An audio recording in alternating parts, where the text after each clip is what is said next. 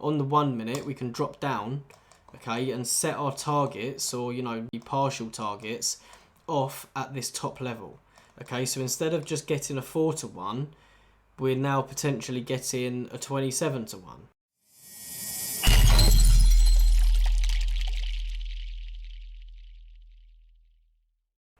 Alright, so I'm going to take a look at this question that I got from a trader, and I'm sure a lot of you are going to get value from it. So he said, with the last candle before the impulse being different on every time frame, leading to confusion, why would you be looking at a different time frame than the one you're trading on? This is just an example, so don't get too caught up, right? What he's saying is that at the moment we're on an hourly time frame. So on the hourly time frame, this is the last down candle before the up move. Okay, that's the rule number 1. And then the second rule is wait for the zone to get tested, okay, and then drop down. But what he's saying is, why would you drop down? Okay, so let me explain, right? Let's say that we've got this down candle before our up move, right? And we come back down to retest it, okay? Let's say over here, right? We come back down to retest, okay?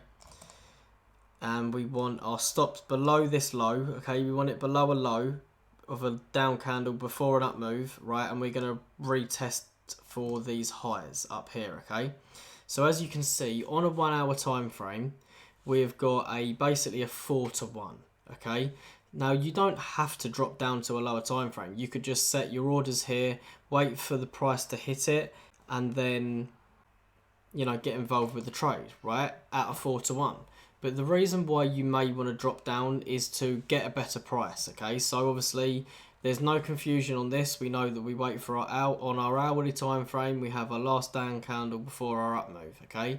And again, create another rule that you're going to stick to, right? If you're susceptible to confusion. And it's not, I'm not saying that as in you shouldn't be, right? It is confusing, right? People do get confused.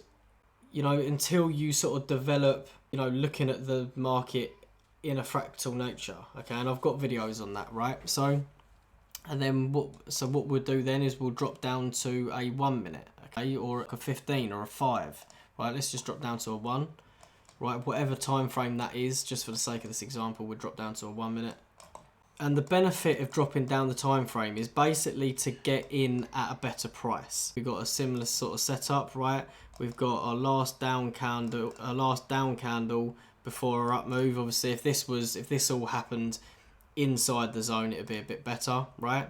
But you can see our down candle before an up move, and then we come back to retest it. Okay, so effectively, right? Let's just enter there.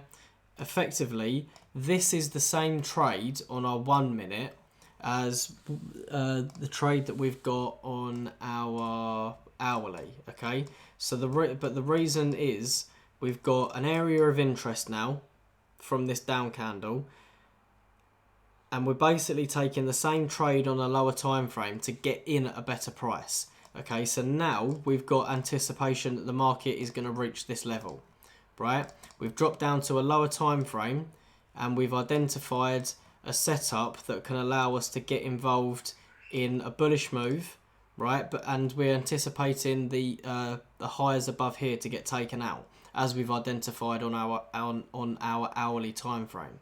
Okay, so on the 1 minute, we can drop down, okay, and set our targets, or, you know, partial targets, off at this top level.